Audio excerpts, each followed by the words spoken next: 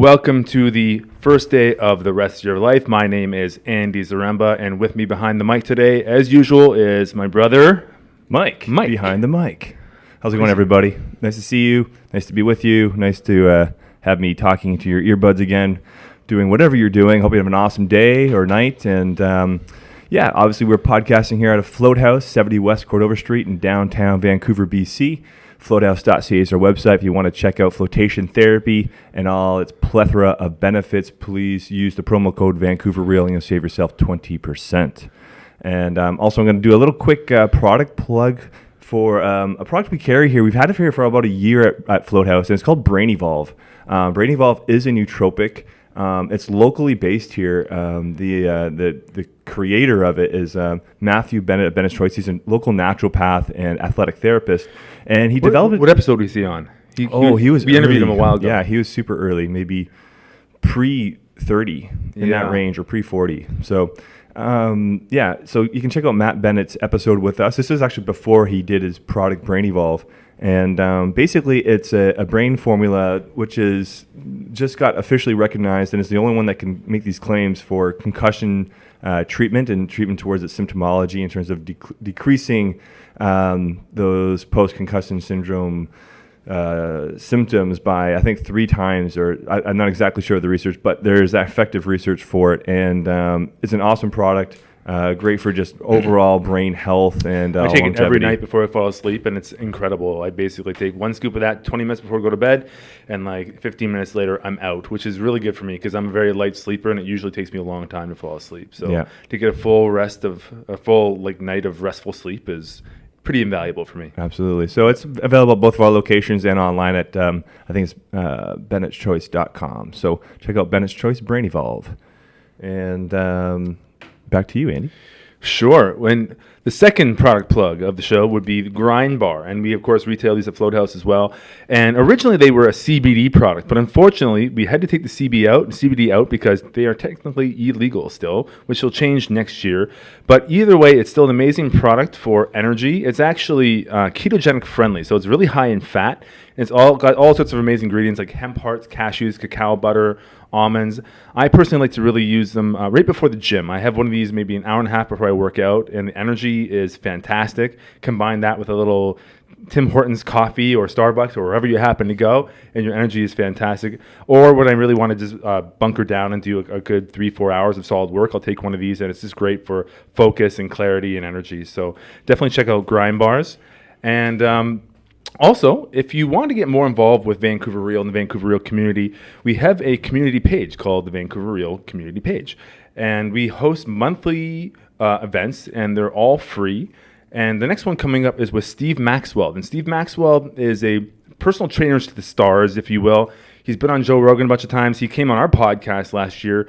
And how would you sum up Steve Maxwell? He's like a functional exercise guy, but he's also a black belt in Brazilian Jiu-Jitsu, and he's also into breath work and all sorts of different things like that. But how would you sum him up? I look at him, I mean, he's a strength and conditioning coach, and he is, but I love his holistic approach, and he's also, he's, I think, approaching 70 years old now. So he's been around the block, and he's kind of tried, tested, and true. And he'll critique these kind of movement-based guys like Ido Portal, be like, yeah, I'd like to see him doing that when he's 60 kind of thing, because, he's kind of gone through the gauntlet of like what's functional longevity and things like that. So I really appreciate his holistic approach, and I'm really excited for the breathwork workshop that he's going to be doing with our community. And what's the date on that again? October 23rd. Cool. And you can link up to that event. Go to the Vancouver Real community page, and Candace White has all the events posted up there, so it's really easy to find. Cool. So, come check us out in person. It's much more interesting and fun. And we have one more meetup on the next one after that is November 7th, Tuesday, November 7th.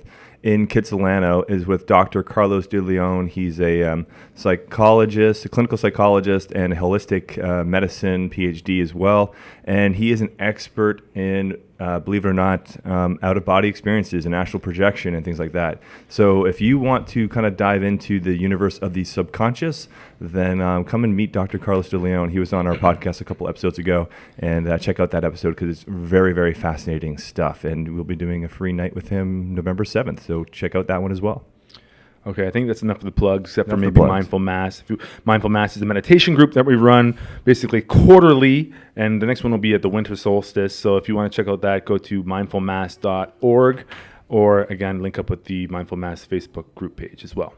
So today, I'm really excited to have our guests in the house, and we've actually been linked together by a man that we all really respect and has really shaped our opinions. And Jordan Peterson, Dr. Jordan Peterson will be making his way to Vancouver on November 2nd, I believe. 3rd. November 3rd and the 4th for 2 back-to-back events, which is really exciting. And the 2 gentlemen today are from the University of British Columbia of the Free Speech Society. So, Free Speech Club. Free Speech Club. Okay, so we have Angelo and Cooper. Welcome to Vancouver Real. Thank you for having us. So, this topic of free speech has been a pretty controversial one for whatever reason. And I want to start off by just asking you guys, what is the motivation behind creating the UBC Free Speech Club? Do you want to? So basically, we wanted to have a platform or a marketplace where basically anybody could go and express their ideas and, either be supported for it or criticized for it. Yeah. And in that way, it's sort of a good idea to distill the good ideas from the bad. We believe like any kind of dialogue is good dialogue, especially right now when everything, you have all these balkanized identity groups, political groups that are sort of separating it from each other, right? And we basically want to be one united marketplace. Awesome. Yeah.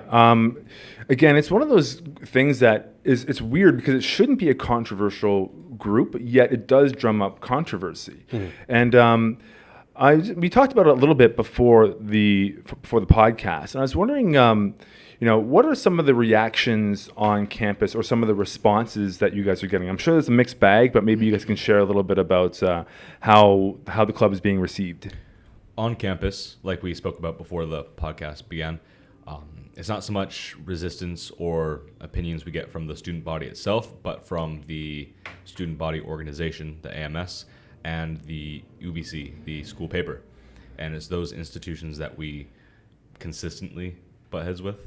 Would you say consistently? The UBC is all right as a newspaper, but it's mostly like the institution, the bureaucracy, right? Because we applied, every club has to apply to the AMS and become an official club. And by doing that, you get all these perks and you can rent rooms and stuff like that. And our application was rejected, right? Yeah. Which now may have been a blessing in disguise, right? But yeah, I would say probably the institution itself, it has been mostly against us. Yeah, just as an example, we're not pursuing AMS, what's the term? Approval. But so when we want to book rooms at UBC, we have to go through a different club.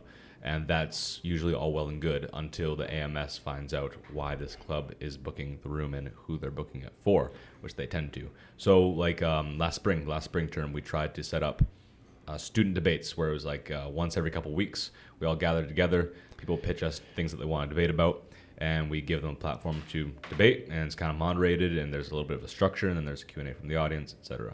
Sure. And we tried getting a room to do that, and everything was tracking really well until AMS found out, it's for debates for the UBC Free Speech Club, and then we just stopped getting emails back from them. Yeah, it seems very strange because, universities in my mind should be an open forum and a place where people can express themselves and explore ideas and a relatively safe place. So what is it about the bureaucracy within the university that is even making a group like what you guys have created controversial? Why is it even a controversy? Well, universities tend to be really left-wing, right? And the unfortunate part of this entire thing is that free speech has been put in this right-wing box, right? And from their end, they seem to think that Free Speech Club is just a shield or something to hide in. It's a wolf in sheep's clothing. That's what they think, right? Right. And I think that's why they're a little bit suspicious of us, right? Yeah, I'm not super well versed in the arguments of the left in terms of free speech, but one of the most common things that I hear is that that they believe that people want to have freedom of speech so they can speak have hate speech or a platform for hate speech, and it really has nothing to do with that at all. From what I understand, you guys are simply just creating a platform where people can speak about whatever they want. Is that correct? Yeah. Essentially, yeah. Yeah. So why do you think it is so threatening in a sense to people or why would they try to demonize you as being, or even labeling the group as racist or something like that, if all you're really doing is saying we want everyone to have a voice? So why do they go that route? I think the big difference between these two camps, the one that supports free speech with almost no limits and the one that doesn't, is that we have different ideas of what constitutes harm, right? So where we draw the line at free speech is speech that provokes tangible harm on someone, right? You can't go around saying, I'm going to kill group X, let's all get together and kill group X. But you can say, I hate group X, I wish group X wasn't around, etc. One's opinion and one's a call to action, right? But from what we've experienced in our conversations with people, especially on our Reddit AMAs, a lot of people think that just voicing opinions puts people in direct harm, right? So saying I hate group X essentially amounts to a call to violence, right? Right. So from that perspective, I understand what they're concerned about. We just have different ideas of where the line should be, and we just don't think voicing opinions is. You have to be able to voice opinions. Yeah. I mean, you want that person to go out. You want that person to go out and say, "I hate Group X," so everyone standing around him can say, "Well, no, Group X is fine. You suck," and kind of bring that opinion out into the light and ridicule it if it's worthy of ridicule. And identity politics has a lot to do with it, right? Right. Yeah. They're attributing the opinion of the individual to the collective, right? And I think it might be confusing for them because we allow a platform to anybody. A lot of people say, like, would you allow some like neo-Nazi to post in the club page? The answer is, yeah, we don't restrict anybody. But if he posts, we're all going to intellectually create an argument and tear him down, right? We're going to give them a pet. Yeah, and they have. We did. And we give them a pedestal to stand on. But we're going to, if your opinion is stupid, it's going to be destroyed. We'll right? let you know that your opinion's stupid. Right. Yeah, exactly. So basically, you guys have the platform, and you're allowing anybody to express whatever ideas they want, but they, need to stand in that fire, whatever comes at them, right? Yeah. So, and I think, I feel like that's really important. I think it's like, if we do restrict freedom of speech, these groups, the hate groups or whatever you want to call them, are going to go underground. And I would rather personally know if they're around and even have a chance to try to let's break that down. Let's unpack their ideology. Where is it coming from? Why do they have that belief? As opposed to saying like, oh, you're not allowed to say it, which I think is almost more dangerous. So I guess what you were saying, like, you think it's basically the fear that perhaps if you even talk about it, that it's going to target and cause harm to a particular group. Or get new members for that said ideology, right? They have an idea of like out of sight, out of mind. If it's out of sight, it's not growing. But I think it's a little more wise to, friends close, enemies closer. If there are Nazis and communists about, I want them within, eyesight, so I know if they're growing, what they're doing. Sure. I was listening to, it was actually Sam Harris' podcast, and they were talking about this a little bit. And I think they were saying that, if somebody, or was it Sam Harris? I can't remember where I heard this one. I listen to a lot of podcasts. But they were saying, like, if somebody does come out and they are against whatever group, and they openly express that, and let's say they're a business owner, or they're in charge, or they're a higher up in an organization, like, if someone comes out and says that openly, like, they will get destroyed, right? So it's just like, I don't think anybody would even do that, even if they were, because of the consequences these days. Like, if you came out as a business owner and said that you were against a certain group because of whatever reason, like, it's going to be all over social media. Who knows what would happen to your actual physical business? So it's like, the consequences will happen. So it's like, say what you're going to say, but be aware that there's going to be consequences to what you say. With how fast information spreads, especially through social media, it's almost like society's developed a self-correcting mechanism when it comes to these things. And the downside of that is that someone could be falsely labeled and falsely targeted, and then that mechanism gets pointed right. Yeah, fake news. It gets pointed right at them, right? Yeah, and it's not fair. But if there's an actual neo-Nazi running a Fortune 500 company goes out on record and says something terrible, we can all we'll all know it like that.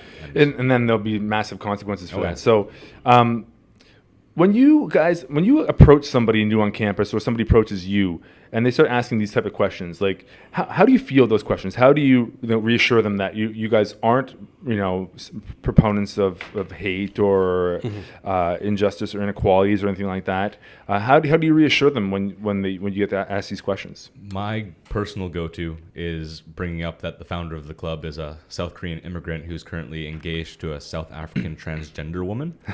So try and play that Pressure Yeah. Olympics as best we can. Right. Yeah, but it's mostly just dialogue, right? Like the best way to do, for example, do you know Dr. Jonathan Haidt? No, I don't. Okay, so he's a pretty famous, almost Jordan Peterson level. I would say Okay. Jordan Peterson level is a little Have to higher. check him out for sure. But basically, he wrote this great book called The Righteous Mind, which basically explains why we believe we're right. It explains tribalism, right? And we've been in touch with him because we wanted to bring him. And he essentially told us, don't fight fire with fire, fight fire with water. And he thinks, well, the way we're doing everything is just perfect because we could just go the other way and just call everyone like a cuck or whatever, like that's what a lot of people do, right? You have people like, maybe Milo Yiannopoulos, who I don't think that necessarily helps everything. I think it just makes the tribes hate each other more. So what we do is Polarizing, right? we kill them Yeah. with kindness, basically, when we see someone, who's approaching us. Because at this point, joining the club is like this weird taboo thing on campus. Like, I know a lot of people who are like, I want to join you guys, but like, is this going to happen? A lot of freshmen, especially, right? Because the freshmen come on campus and then, either they join us right away or they hear from, the social justice center or whatever that we're evil. And then they feel a little, Right. So, how often do people actually challenge your group? Maybe not the ones who are dead set against you, but the ones who are just challenging you. And how is it? Do you guys have I'm not gonna say cure rate. Can you convince them otherwise? Usually, when someone actually approaches you and you says, "I want to know what you guys are about," and there's someone skeptical, and you open up conversation, how likely are they to open up to your group and be like, "Oh, you guys are actually okay"? Depends on which member they're talking to. Okay. Yeah. Yeah. I think if they and it depends whether they actually join the group, right? A lot of people don't know that if you join our Facebook page, our Facebook group, you're part of the club. But a lot of people join that group just to criticize us and tell us how bad the club is. But I'm like, you're a member, right? You're participating. You're Right. participating. Engaging in You're, our Right. Facebook you're group. doing it. That's the whole point. Yeah. Yeah, there was one guy who made a post in there the other night, and I can't remember exactly what he said, but he was questioning freedom of speech, and it was basically along the lines of like, I really want to believe that it's about freedom of speech and not about creating a platform for hate speech.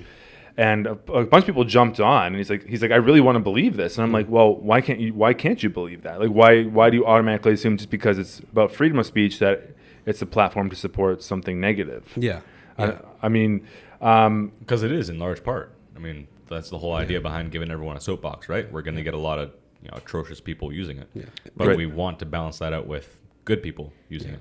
right. So you're creating that platform for hopefully healthy and respectful discourse. Yeah. And one of the beautiful things about the club is that usually, a lot of people tell me whenever I post something, there's always so-and-so who will immediately criticize it and vice versa, right? And I had that in the beginning too. I think you had it too. And then there's always someone who're like, oh man, this guy's just going to jump on me right away, right?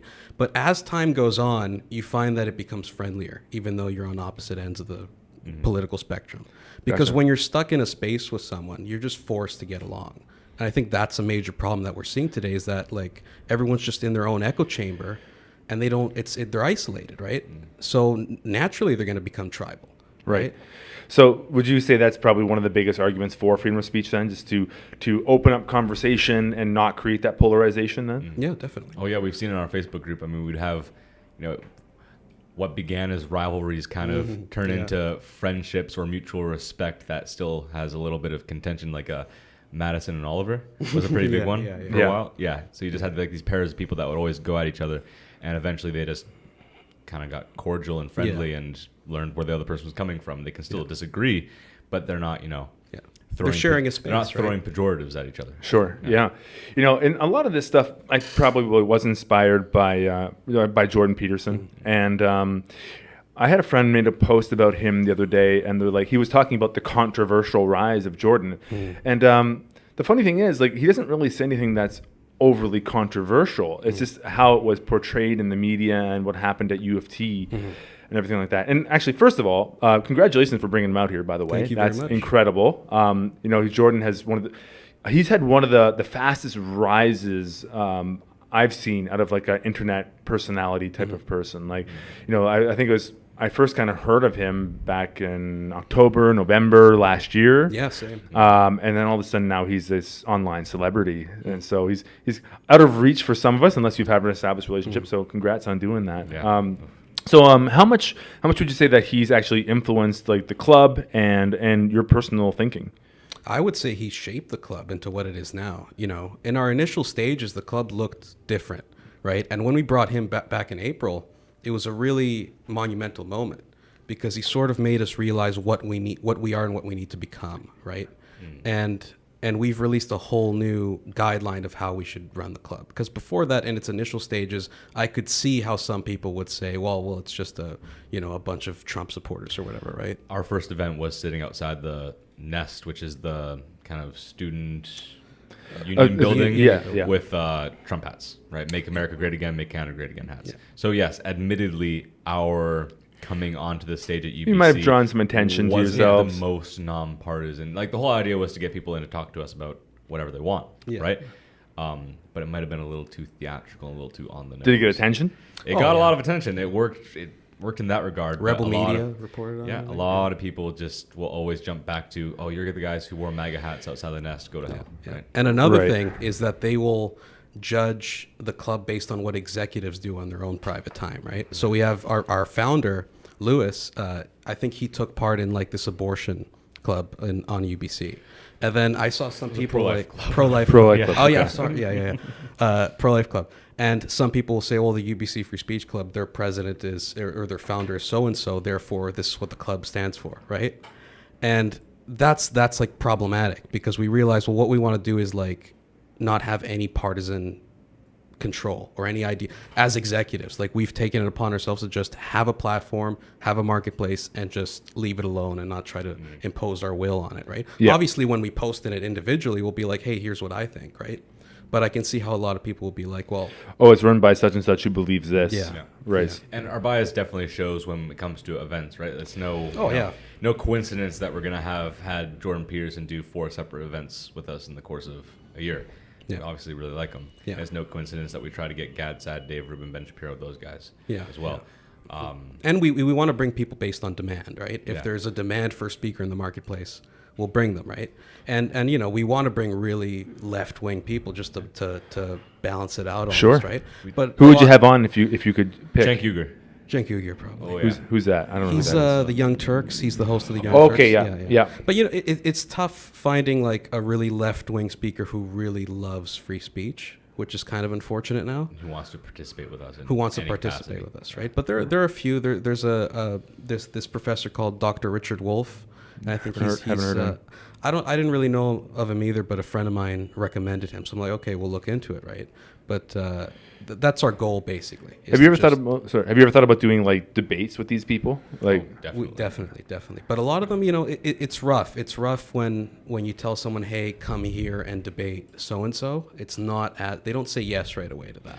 Because in regards to say we try to get Cenk debate, Ben Shapiro again, like he already did. Yeah. Us being the UBC Free Speech Club and him taking just a quick glance at our past events, he would know where our bias is, and he wouldn't be. What's the word? He wouldn't be like remiss to assume that we're kind of trying to lead him into almost a trap. It's like a trap, right? Like we're trying to kind of get him in a gotcha moment. And, so. Right, but you would. I assume you guys would make it a fair debate, and you wanted to hear both opinions and both sides. But would you go to a group who is all rooting for your opponent, and an audience that would probably largely be rooting for your opponent? It would be tough. Yeah. So you mentioned those biases. So what type of biases would you say? Well, just like I'm pretty sure all 5 of us. There's 5 executives, right? I'm pretty sure we're all libertarians, right? So essentially, yeah. Yeah, I would say maybe Jordan, our president Jordan, might be conservative, but we're mostly libertarian, right? Can you give a definition of a libertarian? Libertarianism is a big tent. Like if there's a lot of things that fall under libertarianism. So anarcho-capitalism is libertarian. Classical liberalism is libertarian. A desire to go back to the original U.S. Constitution is libertarian. So libertarianism is hard to define, but I think the best way of thinking about it is just classical liberal values, and then however you go off that path, like to your own personal preference from there, is up to the individual. But I think the baseline is the classical liberal values. And see, that could be really confusing for people because when you talk about the left, they see themselves as liberal, right? But So what would be the difference between someone on maybe on the far end of the spectrum on the left and say a classical liberal? Why don't you talk about the classical liberal values a little bit? Individual liberty. That's really what it comes down to. I mean, I think that what you see on the current left today is this obsession with the collective and the group, and however they want to draw a line, if it's down gender, if it's down race, if it's down economic class, language, whatever, they're focused on the group, whereas the classical liberal is just purely focused on the individual. The individual is the smallest minority, right? And classical liberals also have a big thing for natural rights. And I don't think the modern left necessarily has a big thing for natural rights. What do you mean natural rights? Natural rights in the sense that everyone has these rights: freedom of association, freedom of speech, freedom of thought, freedom of expression, freedom to own property, freedom like to that. marry who you want. Freedom to make a living. Yeah, exactly, right. Just kind of, you have these inalienable rights, to quote the greatest document ever written, and any violation of that is violating almost the word of God, at least how it's written in the original U.S. Constitution. And you have the non-aggression principle, which a lot of people like, right? It's you're never gonna be unless provoked, right? You're never gonna be aggressive, right? Right. And I think being libertarian is also kind of good in terms of our opinions of free speech, because there's this notion that free speech is a right-wing thing, and you can't, everybody on the right is totally, they never commit any crime against free speech. But we can see just from this week, like the president, saying like, oh, you shouldn't be allowed to kneel during the NFL thing, right? Yeah. Like I think it's he was calling the owners to fire them, right? No, He did. Yeah, So you're saying the far right also isn't pro free speech? They're a bunch of snowflakes, ain't they? 100%. Especially after Charlottesville, we realized that. God. We had a long, meet up after Charlottesville, and we realized like we gotta be careful because we realized that the far right is just basically the same. Yeah. They're a different color, they're a different team, but they're not. It's really dangerous actually because they're so attractive and they're so good at attracting young men, especially where it is a bit of a trap. The far right is? The far right. How so? Because it's really gaining momentum really quickly, and they use memes, which sounds like whatever. We use memes too. Everybody uses memes, but I've noticed that all these people that maybe once ago I kind of liked and I kind of like listening to, they've kind of revealed their true colors. And I think that happened at Charlottesville especially, where I realized that, because for the longest time, these really alt-right guys, they were saying, we're just libertarians, right? We're just, but then... So it was like a Trojan horse in a sense. Exactly. Yeah. And they proved that when they, drove a car into someone. The non-aggression principle was broken. See, that's the gross part, is when someone's representing something completely different. And I guess that's where some of the skepticism comes towards the Free Speech Club, because they're like, they've seen it before, right? Mm-hmm. But if you are truly for free speech, if you're in the middle, then you're not going to be, you're not going to be on the alt-right or anything like that. Yeah. No. And we support that group's right to have held that rally, as atrocious as we think it was. As far as I know, it was just a rally to keep that Confederate monument, which I'm pretty partial to myself. I don't care about the statues thing. But you're not American. Yeah, but it's just I don't think it's that big of a deal to take them down. I don't think it's that big of a deal to leave them up. There's bigger fish to fry, I feel like. But it's, again, I'm not American. Maybe this. Destroying American history is a pretty Okay. big. But, So when you speak to any of these people who are on the far left or far right about these classical liberal views, like when you listen to them broken down like that, they sound pretty appealing. They seem like that seems about right. You should be allowed to express yourself freely as an individual. What are you met with when you explain it to them that way? Oh, I'm that. That's what people say, right? I guess I'm that, right? Because I think most people actually are libertarian, and they just aren't really aware of it, right? Because it's pretty just common sense when it comes down to it. Sure. yeah, they're libertarian, but they're libertarian in, what's the right way of saying it? They love what libertarianism stands for, but they also have a deep attraction to using the state to shape the world to how they want it to look. right? So they love the principles of libertarianism, all these personal freedoms, all these individual autonomy, etc. But they are perfectly willing to violate that with the state in order to make society look a little more like the way they want. So on the left, it would be kind of promote equity, right? Not equality, but equity. And then on the right, it would be, I don't know. It's hard to understand what the alt-right it's a actually spectrum, wants. right? Well, the right's very, like, as Jordan Peterson would describe them, they're more conscientious, right? They want to draw a line in the sand and say this is where things end. I mean, that wouldn't even be the far right. That would be just like the conservatives mostly, right? And of course, left is generally more open. And what I find really interesting is that this ongoing battle between the left and the right has actually been going on for a very long time, and it's needed because both sides keep everything going in a good direction, right? Yeah. But the scary thing is when you shut down that free speech, like Jordan has said. The problem is right now the left and the right aren't talking to each other, and that's the bigger problem because usually they're going to keep each other in check, right? Because you don't want too much right because it's too much control. You don't want too much openness because everything just kind of falls apart. You want both because they're self-correcting in a sense. Yeah. There's a time for both, right? Yeah. And a big problem with that is language itself, right? They're not talking, and when they do talk, they've been isolated and divided for so long that the way they use words and definitions is different, right?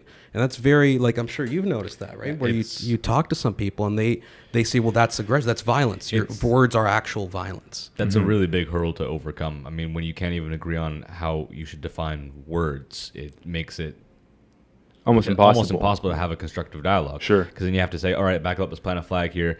We use these 3 words. We clearly have different definitions. Can you define these words? And you get into these semantics and definitions. It just doesn't.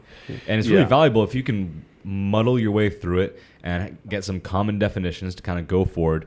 There is a chance that you can have a really good dialogue if the person's patient enough, but it requires a lot of patience. And online, it's really easy to slip into the trap of, no, fuck this, you're a cuck. And or you're a Nazi. Get it. I don't want to talk to you anymore. Yeah. In which case you can't do much. Like if somebody just keeps calling you a Nazi, like then why engage with it? Yeah, I mean, you can't beg them. Some people want like prove, like show me this and show. I'm not gonna like beg you to not call us a Nazi, right? Right. But like it's all about how open you are, and it is almost like you're going to a different country when you're talking to some people and you're trying to talk in a different language, right? Yeah. So it's a completely different culture. Yeah. So we're trying to like cure that in a way in the club. Yeah, I think it's a really important conversation, and it's uncomfortable too, right? Like people generally don't like having these uncomfortable conversations, but it's so critical these days. Well, I think people maybe might be uncomfortable. I mean, this is my opinion.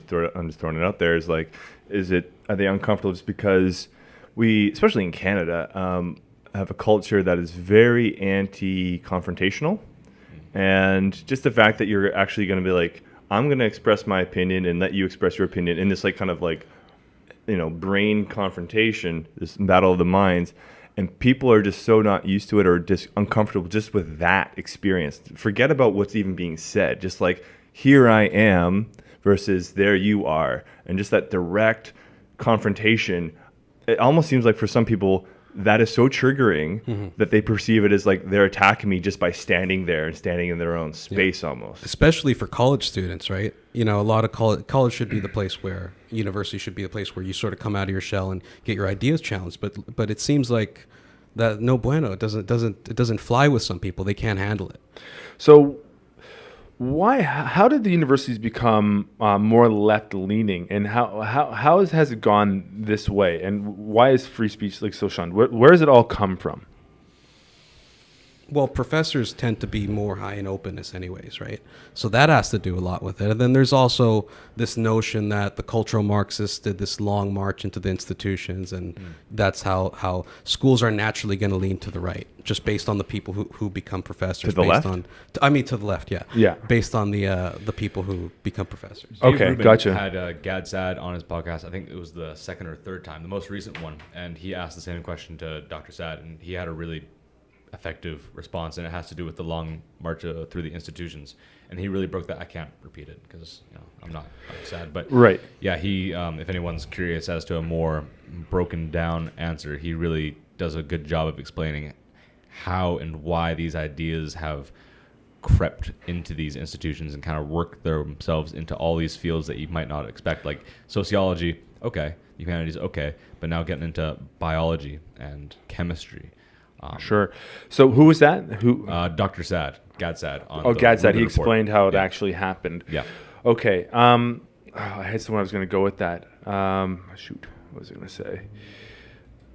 I'm drawing a blank on that one. Mike, what was the... oh, man. That's okay. No, I was thinking about the episode with Jordan when he was talking about... who was he talking about? Anyways, we'll skip that Brett question. Weinstein? Might have been. Yeah. So who's Brett Weinstein? So Was Brett he- Weinstein was, I guess, a professor at Evergreen College down in Olympia, Washington. Yes, And, that's it. That's right. He basically That was the more objected- extreme version of Yeah. the whole thing. Yeah. Yeah, Incredibly extreme. that's really Yeah. weird. Like they have students patrolling the school to With make sure he doesn't bats. get it with bats. Yeah, Like- they held the president of the school hostage, and when he needed to use the restroom, he had to be escorted by 2 students. Like they made like it's just How is that not like mind-boggling. a criminal thing? It happening? is, but everybody's too afraid to say anything, right? It's that president is just spineless Yeah. to be held He hostage is. by your Wow. students. It's incredibly weak. yeah. But Brett Weinstein basically he objected to this notion that all the white people have to leave the school for a day or whatever. That was And the he's catalyst. super progressive, by the way. I think isn't he suing that college now? He I believe he just won got a settlement. He got a actually. settlement. $500,000. Yeah. Wow. Yeah, not bad. Yeah. Crazy. He lost his job as well, so So a lot of Severance. yeah, Sever- effectively. Well, Yeah. that's Yeah, basically. Yeah. effectively. a lot of people attribute this to the postmodernist movement, and that's not necessarily a super common notion or understood to be, or very well understood. I was wondering if you guys could break down a little bit, in your words, what postmodernism is. Well, I guess in its most basic form, it essentially argues that there is no absolute truth, right? Everything is sort of subjective and relative. So, and this plays a lot in the language thing, right? Where it's like, well, what is violence, right? It gets really deep. And it's really sort of attractive because it does sound like a really intellectual, advanced thinking idea, right? But at least what Jordan Peterson told me, it eventually goes into this nihilistic state where you don't get any answers and human beings aren't really meant Now, to not have any Is that like a answers. psychological breakdown of it then? Because I'm thinking, like, let's say I have this nervous system and this amygdala that is, suffering from PTSD from a childhood abuse incident, and something that you say to me actually triggers, like, let's for lack of a better word, a violent response to me. Whereas for someone that's been grounded and stable, hasn't had that trauma in their life, you say the exact same thing in the exact same context that you can pseudo replicate. Yeah. And it doesn't have that violent effect. Like, is that probably where like their argument meets the road? Maybe would you say Well, I don't know. I'm just kind of I- exploring this Postmodernism too. began with interpreting literature. yeah, the French intellectuals sort of began it, and then you have postmodern art, right? And then you have, when I think of the body, right? You're talking about the body. You also have this whole new thing where it's like trans race, stuff like that. What does that mean? Where basically, like, if you're white, you can be, but it's like you can be black. Basically, you're trans. Was that one guy's name? Sean King? Sean King, Sean King. Rachel I haven't- Dolezal. I've not heard that You haven't concept heard yet. about this? No, I So have not. Rachel Dolezal's the big one, where she's like this waspy, like, white She's woman. demonstrably white. Yeah, They've she's proven very that white. she's She has a tan now, but basically she just decided, like, I'm actually black. Yeah, tanned herself orange, Right. got a perm, Yeah. marketed herself as black. Yeah, and this is what we would call like a postmodern conundrum, right? Like it's Totally, you're right. Because there It's is a no conundrum. truth. Like nothing is real, nothing is fake. Like you just are whatever you feel you are, right? And the issue with that is that it's been politicized, which is Maybe that's my next question. Is like, how did that postmodernism perspective get intertwined with like the group politics, the group identity, like the social justice kind of stuff? How did those match together? Postmodernism, the ideology says that there's no one correct interpretation, right? You can interpret everything in an infinite number of ways, and the interpretation that rises to the top is the one with the power behind it. That knowledge is a product of power. So it's these power dynamics between individuals and especially between groups that matter, and the more powerful individual or group will have their truth come to the forefront. Yeah. And so that there's clearly a direct connection between that and maybe you want to say like this neo-Marxist or this collectivist, this identitarian, this identity politics, whatever you want to call it. But you can see clearly if the ideology says that truth is a product of power, knowledge is a product of power among groups, and your concern is with groups, it's a easy ideology to pick up and adapt to your use. Right? And that's why Peterson would argue that all these identity groups are actually born because of postmodernism. Because it's like, imagine you're in an isolated tribe, and your tribe says the sky is blue, and then another tribe you meet says the sky is red, right? And it's sort of like religion when you think about it, right? And that's why Peterson maybe argues that there's a relevance for religion to a point, that it's a higher moral authority that everybody sort of subscribes to, right? Instead of like these really balkanized identity groups. Well, I really liked his whole psychological significance of the Bible series. It really opened up my mind to just why the whole Bible, especially the Old Testament, was so valuable. And I almost likened it to like humanity's first stab at a self-help book. Like, follow these rules and generally your life is going to work out okay, or you're going to have the best chance of your life working out okay. I just it was interesting because I was definitely not a proponent of that belief for a long time, and Jordan was one of the ones who definitely opened my eyes to that. That's not an uncommon story either. I mean, how many people have reached out to him and said, hey, I used to be like a militant atheist and now I'm really reconsidering Christianity. And I think I'm used to be a militant atheist and now I'm trying to attend Orthodox churches. And the neat thing about it too is it's all based on, well, how Jordan breaks it down is observing trends and patterns through nature, actually. And it actually translates into stories and old myths, which get translated and shaped and formed by the culture that it's in. And then it kind of creates this framework or guideline to live your life by. But it actually all comes from natural law. Which is actually like a very Eastern philosophy kind of perspective, like Taoism and Buddhism. Like, they'll often look to nature to get their, what's the word? Not symbols, but archetypes to live archetypes by. Are is the word I'm missing. But anyways, stuff, and that's how. So from my personal experience, like, I've practiced quite a bit of yoga and different forms of meditation, and read different books along those lines, and even coming from that background, I'm able to pick out parts of what he's saying that I'm like, that relates to this part of this Eastern religion that I found useful for me or whatever, and like I can start to see how they really do blend together, because he actually uses the word quite a bit, the word being. Now, I mean, what does he actually mean by the word being? But from like the context that he'll use it in and stuff, like I can really relate to that word in a lot of different ways too, which is really cool. So you get this so super smearing effect, but the fact that he's bringing it in from so many different ways, I guess, into his argument, it's been really effective. He speaks a lot about the symbolism of Eastern religions as well. I mean, he does. Really Taoism, especially the yin yang. He talks extensively about chaos, order, and the symbology of all that, and on many different levels as well, right? Yeah, and if you look deep enough, like that exists in a lot of religions, right? That's what he's so good at correlating, these really, really basic archetypes of order and chaos, right? What is good, what is bad? That really, you can see how, the evolutionary value of that, right? Yeah, and just the general archetype of duality, is really what he's kind of poking at there. This physical realm that we're on seems to be dualistic in a lot of ways, and in so many ways, on so many levels, which probably, like, I think there's a term for that. It's like a universal truth, because it's portrayed on so many different levels of everything, right? One group of people that it really has attracted is men, and that Jordan talks about how he attracts a lot of young men, and it really draws them in. I was wondering, what about like him and what he is teaching and talking about? What do you think is so appealing to men there? Well, he would say, because he has quite a bit, that he thinks that his advocating of taking on responsibility, that you pick a burden and you bear it, right? Attracts a lot of young men because they've been told all their lives, not be men, be a little more feminine. Maybe don't take that next challenge. Maybe don't hold yourself to that high of a standard. Like everyone's a winner kind of term. Everyone's a winner. Participation medals. You just try your best, right? But then he goes out and tells young men, enough about rights.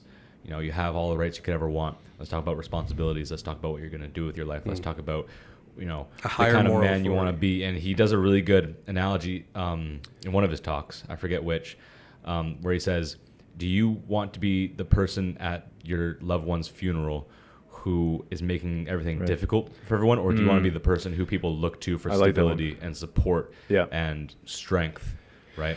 Right. And- So strengthen, like he's all about strengthening the individual, right? Yeah. Have you guys done his authoring programs?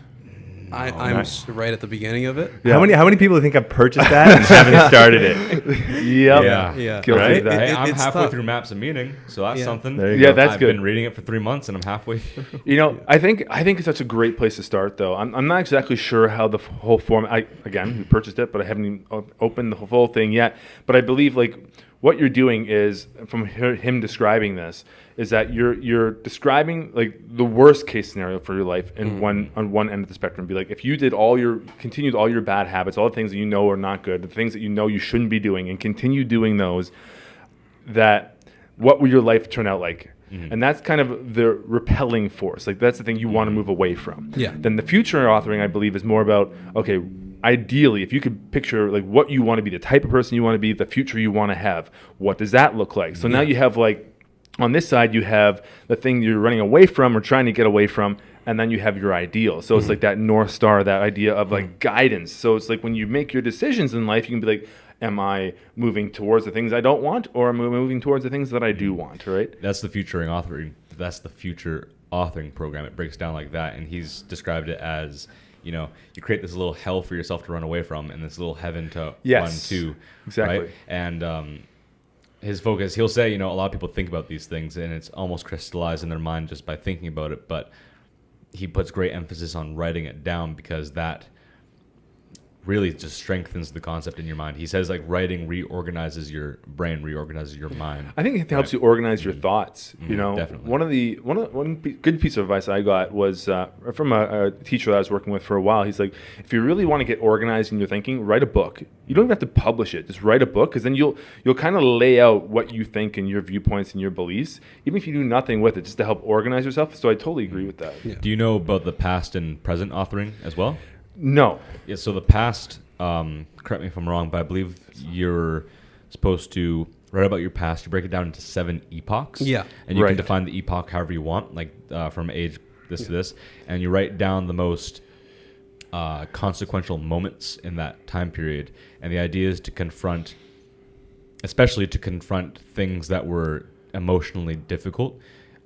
He makes a point that if something happened to you more than 18 months ago and you still feel an emotional response when you think about it, it means you haven't gotten over it, you haven't conquered it. It's still weighing you down in some way. Totally. So it's kind of like the past authoring program is supposed to kind of get rid of the baggage, or at least confront some, you know, experiences that might be weighing you down. Present authoring, I think, I'm actually not quite sure. Well, what the that's present about. authoring sort of gives you an idea of how to go towards the ideal and away from the hell. How to start, Right. kind of thing. How to Or start. maybe where Where you're you're at. at. too. Where you're at, right? Yeah. But where you're at, you need to know where you're going. So it sort of asks you questions of what are you doing right now? What are your problems right now, right? Yeah. And that sort of helps you get an idea of what's going on, right? Yeah, for sure. And also this whole idea of like the hero's journey, right? I Yeah. think that's so appealing for so many men as well. Oh, big I mean, time. because the thing is, we know that every movie script out there is basically based on that theme of, you know, you're confronting your fears, you're going towards them, and when you confront those fears and you slay the dragon, then there's going to be gold at the end of it for Or you. a And a princess. virgin. And a virgin. Or Yeah. princess Can't and a forget virgin. that. Yeah, those are pretty appealing for men as well. But But It's interesting how we had, like I was saying at the beginning of the show, Dr. Carlos de Leon come on, and he was speaking about this, and like, it's easy to get too identified with being the hero and to not acknowledge that there's also an adversary within you. And he's saying like you need to disidentify from the hero and to integrate the adversary, so that, you know, integrate the shadow basically, shadow right? stuff, yeah. That Yeah. way, like you. Like, yes, like obviously you have your ideals, but you know there's parts inside of you that won't change, that are like not good, but can you bring awareness to them? Can you bring them to light versus have them be somewhere in the dark affecting you And subconsciously. can you use them for something positive? Right. Yeah. Right, and that's essentially shadow work, right? And Jordan said this at the last time you guys had him out, the last event. He talked about I think what Yoon said about the shadow is like the first step towards enlightenment is to encounter the shadow. I'd really love to hear him go in depth about that. Like, Well, yeah, a great quote from Jung that I can't get out of my head is, "For if a tree wants to reach the heavens, it needs to spread its roots into hell." sure, Right, yeah. and I feel like that's so true, right? And you can see that sort of a shadow self in lots of things, right? Even to a degree, you can see that in some Bible stories, like Christ going into the desert and dealing with temptation, with Lucifer telling him you could have this and you can have that and you can do everything, right? And that sort of deals with that, and yeah.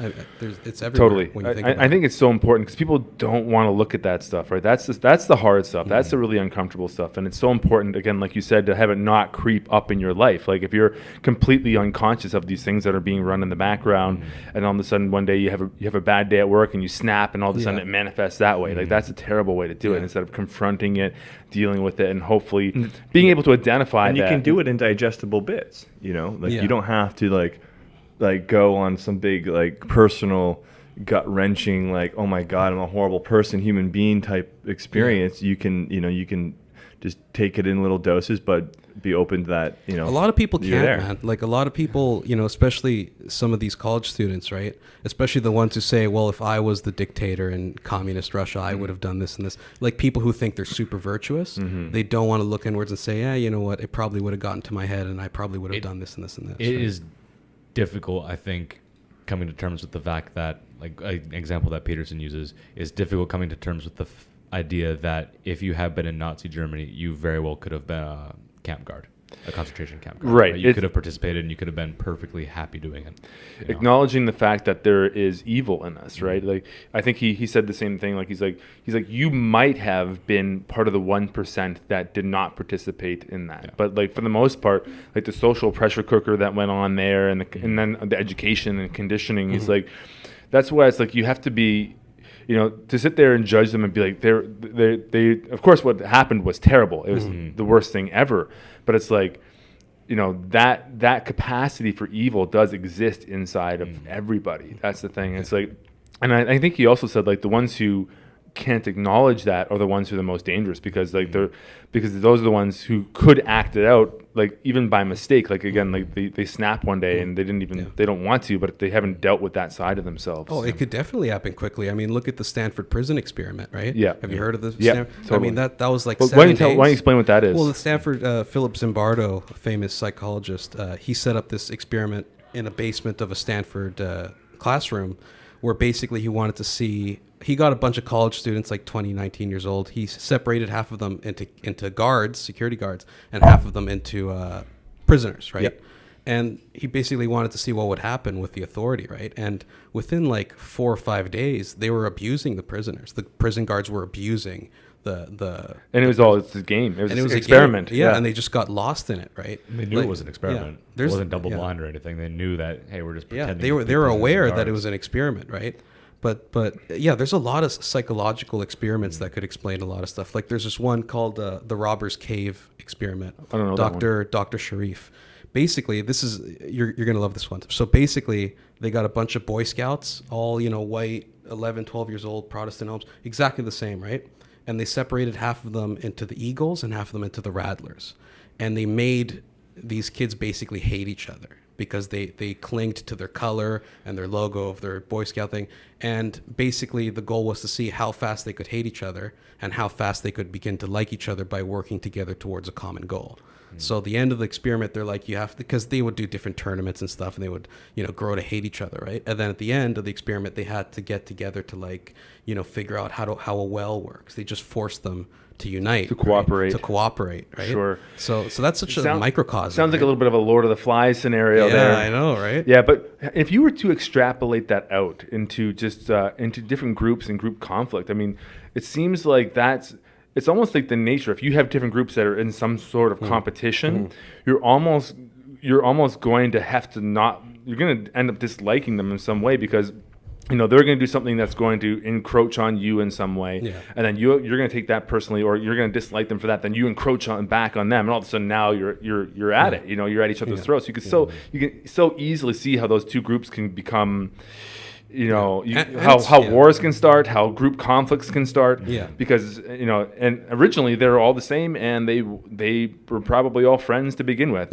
But the beautiful part about that whole story is that if you actually gave them a common cause and that common problem to unite around, they came together, solved the problem, and probably all became friends again. Right? And people like clinging to groups to a degree, right? We see this in sports, but we can see this even to a degree in Harry Potter, I feel like, and Divergent and all these other really popular kids book stories, right? Where you have these different houses. Like I see so many people say like, "Oh, I'm a Slytherin, I'm a Gryffindor." And people really get fanatical about it. Everyone knows Ravenclaw's where it's at. Ravenclaw, exactly, right? And I think you can extrapolate even that to these really, Antifa and all these guys, right? And I would say Antifa is probably our biggest, enemy, I guess you could say. I don't want to say we have any enemies, but Antifa as an organization really, really doesn't like us, right? Is Antifa fairly active in Vancouver? It's, to a degree, but not at a Berkeley level, right? No. If Berkeley's up here, Vancouver Antifa's down. You guys need to step it up. So are they an organized group? Careful what you wish for. No. They're essentially a group of people who frequent a bookstore in Vancouver known as Spartacus Books, who kind of all have similar ideas.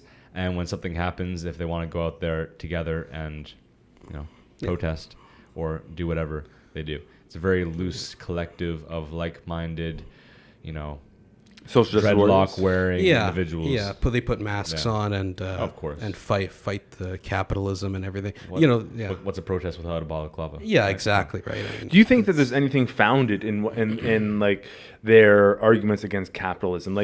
Because obviously there's something that something is going on with North American society as a whole, and it seems like what's happening isn't 100% sustainable. Just even if you look at the environment, for example. What is there anything that you could say about their argument, or maybe you could say why did they take that route? Why are they anti-capitalist? What makes you think we're capitalist? What's that? What makes you think we're capitalist? Who?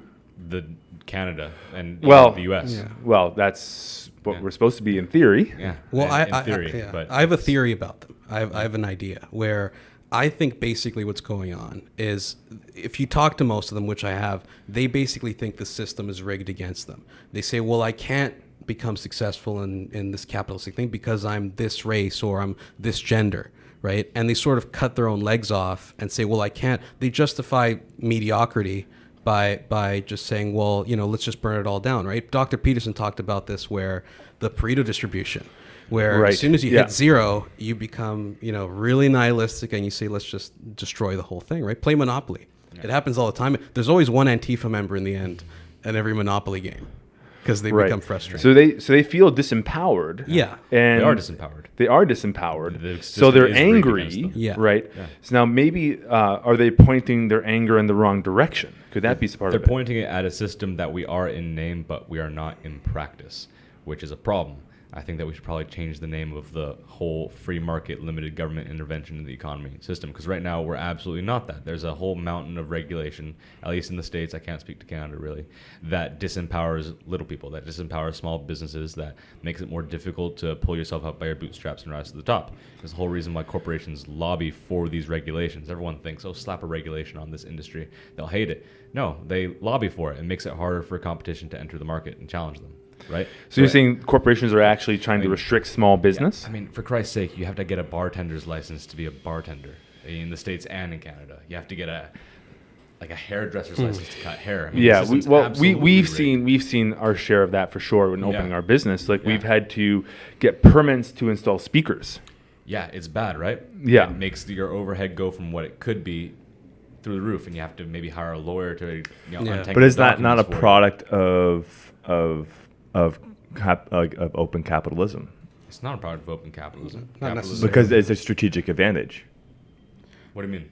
because you're creating regulations, so it's harder for the competition. That's what you just said. Yeah, but the whole idea of capitalism is a open, free marketplace that the government does not intervene in. Right. So you're saying by them, So by them regulating it, it's not capitalism. by the It's not capital capitalism. influence Right. of the regulations on the lobbying and the government effects, Yeah. that The popular makes it term- not capitalism. The popular anymore. term is crony capitalism. And it's a free market where the government regulates, but due to who has influence in the regulatory bodies, the regulations are never fair. They always favor one side or the other, and the side is always bigger businesses, and especially financial institutions. Right. Right. You know, And and then I go deeper into that. It's like, so what's that all about? Why are the governments not able to have firm boundaries?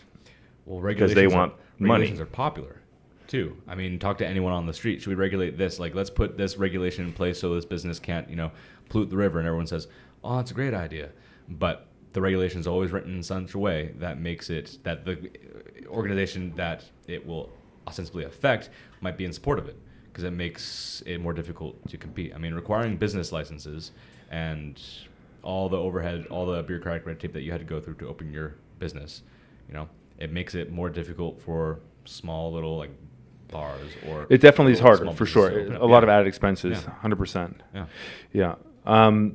Yeah. It's so interesting. I mean, like, people have this idea that we are in a capitalistic society, but it's just, I would say Canada is very socialist. It's very socialist. Yeah. And I feel like it's going to go, with what's his name, our current prime minister Trudeau, Justin. His Justin, name is Justin. yeah, that guy. He's he's now implementing this the small business tax as well. Which is definitely going to chip, and that's just going to hurt the little guys for sure. Yeah. It's definitely not going to hurt the big corporations. It's specifically targeted at small businesses. Yeah, so I'm guessing if you're going to extrapolate and play this out, where do you guys see things moving in the future? Like, are we going to go back to a more free market capitalistic society, or is it going to become further and further controlled and we'll go more socialist, potentially communist? It will become further and further controlled. Regulations will continue to be popular because people think that just slapping a law on it through the state fixes everything.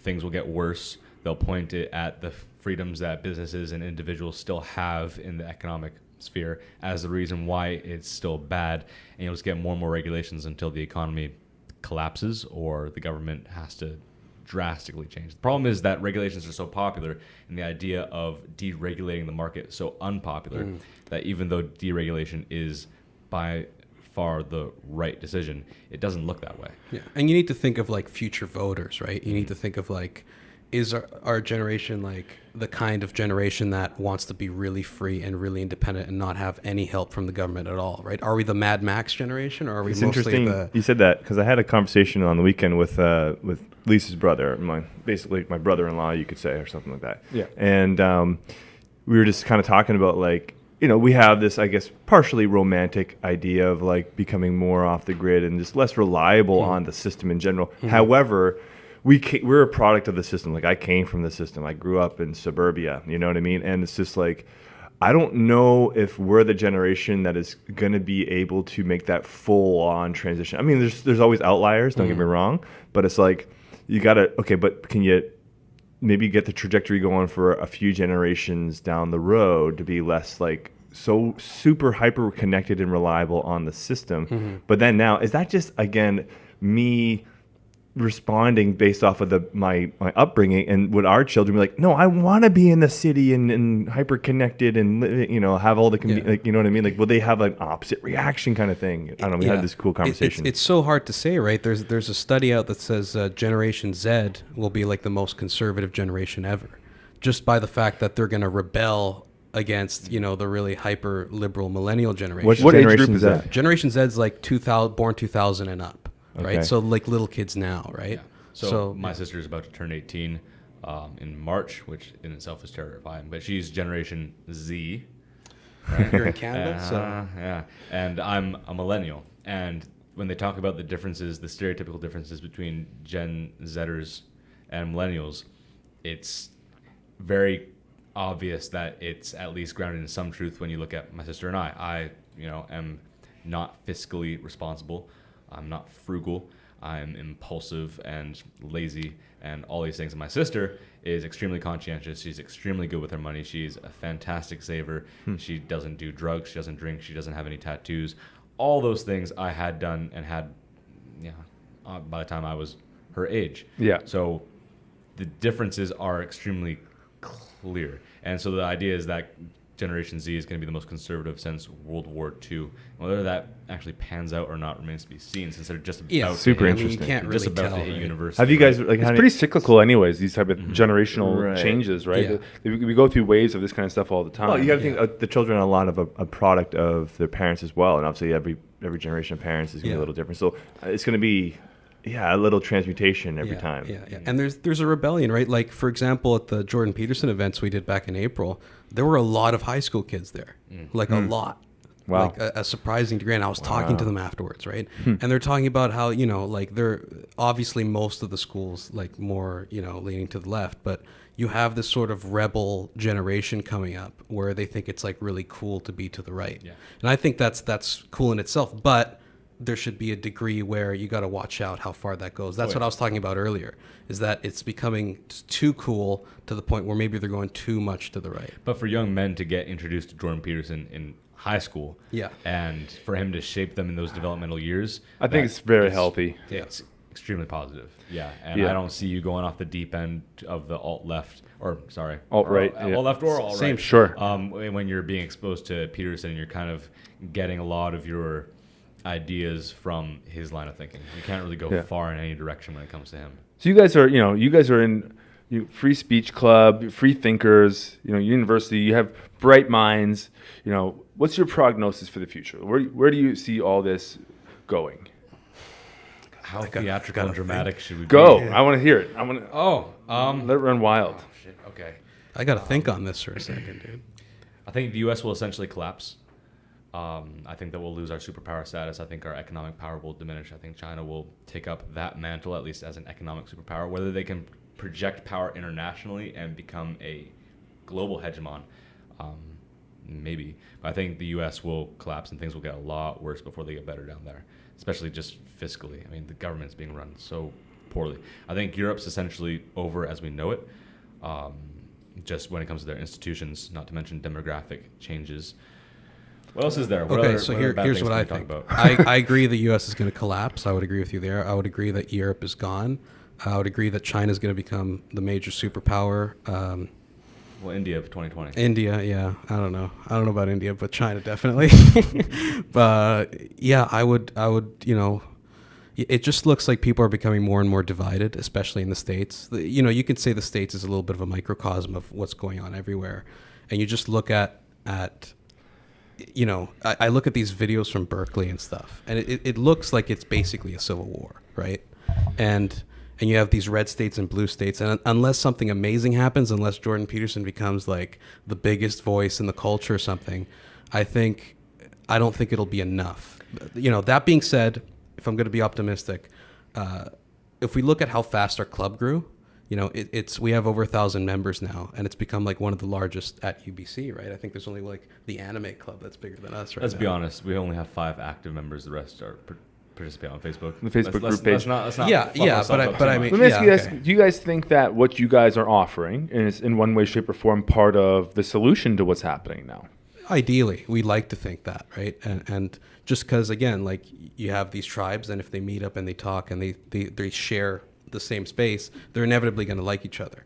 But to what degree could we accentuate that where it could cover everywhere, right? Like we're about to become incorporated, and we're about to grow into an actual company. That was my next question. Yeah. What are you guys doing after you graduate? Yeah. Oh, Well, because we got like 2 years left, so Okay. I think we are in the process of submitting the documents to become an incorporated nonprofit, and from there we'd like to expand. The umbrella group will be called the Association of Free Speech Clubs, and then we'll have the Free Speech Club at UBC, SFU, and try to spread as much as we can and get like this semi-autonomous series of clubs operating across college campuses doing similar things.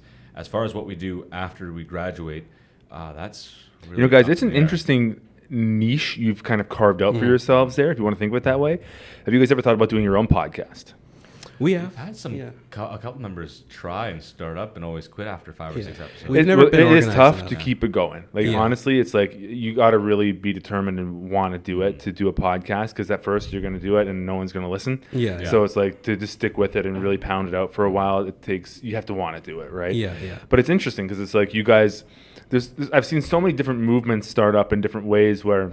They start off with like, let's use Man Talks, for example. It's a great example. They started off really small. They started having like 4 guys speaking in front of a group of 30 people. Then it grew to like speaking in front of 150 people, then 200 people. And now it's like this organization where they're developing men in entrepreneurship, and they brought in like, Gary Vaynerchuk. And it's because you guys have already kind of started doing the event thing with Jordan Peterson. Yeah. I wonder if you could carve out a niche for this whole Well, that's what we subject. noticed, right? We noticed that we were talking. We're like, well, we're not really a club anymore per se, because we're starting all these events, right? And we're basically event planners at this point, right? Yeah. So it would be, and these events are so great for networking too. It's amazing for networking, and it's amazing for meeting other like-minded people, and it does grow fast, right? So we would like to do something like that.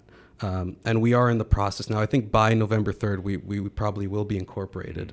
We probably will be, Yeah, the idea is to, at the November 3rd event, explain to everyone, hey, we are no longer the UBC Free Speech Club. We are the Association of Free Speech Clubs, the Free Speech Club at UBC, and we come up with a new logo, rebranding, talk about our new structure and our new mission statement and goal. And then the November 4th event, the conference, is officially like the day that we are no longer the Free Speech Club. We are, or the UBC Free Speech Club. We are representing the Association of Free Speech Clubs, and we, unveil. We just go in there with all our new branding, and we try to, there will be a lot of students both from UBC and SFU and other colleges around, so we'll use that opportunity to try and network with them, try to see if maybe anyone at SFU wants to start up a little club of their own under our umbrella, and just go from there. Yeah. But So you don't know the theme for the first one on November 3rd. We don't know that theme yet. No. But the theme for the one on the 4th is...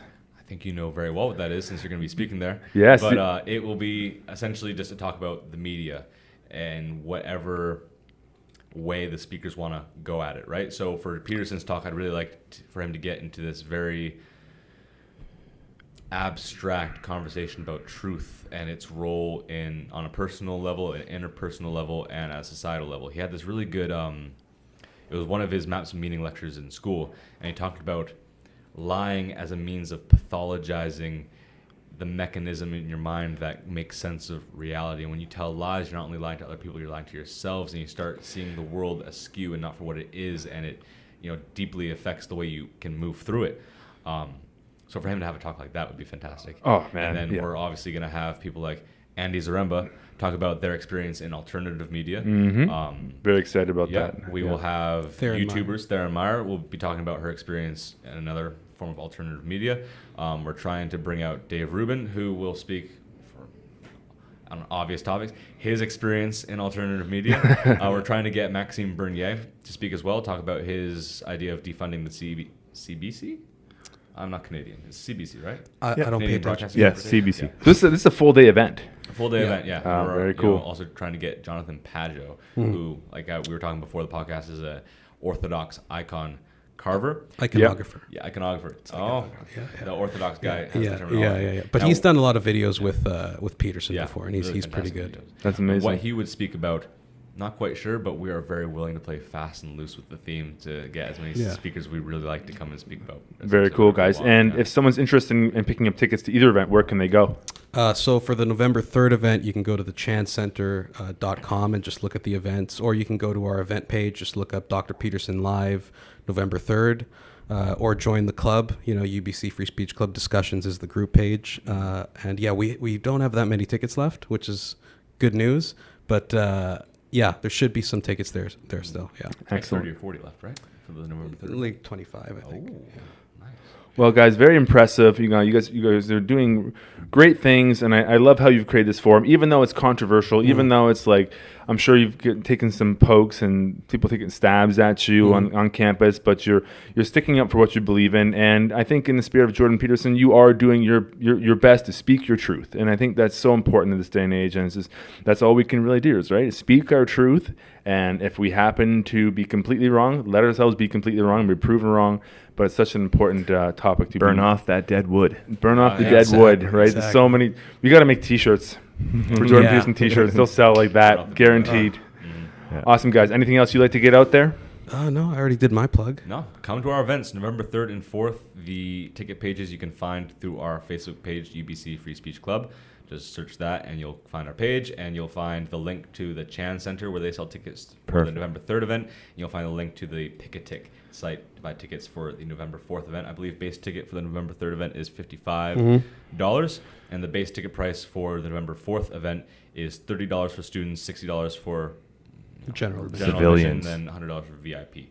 And we'll be releasing timetables and more speakers as we confirm them in the weeks to come. Excellent, guys. Mike, anything else you'd like to add in there today? That's it. No, I'm happy. Just a couple cleanup announcements. Yeah, Vancouver Real meetups. Check those out. If you want to get on the mailing list, vancouverreal.tv is a website for that. mindfulmass.org is a mailing list there. That way you don't miss any of these events, so you can at least be notified. And floathouse.ca for all your flotation therapy needs. What makes all this podcast possible is Floathouse. So, definitely come and explore that environment. It's hugely beneficial on multiple levels of your being, and give it a shot. So, Vancouver Real's 20% discount on that. All right, guys. Thanks for tuning in. And, of course, if you like what we hear today, leave us a review on iTunes, YouTube, or Stitcher. It really helps us out. And until next time, to whatever is. To whatever is.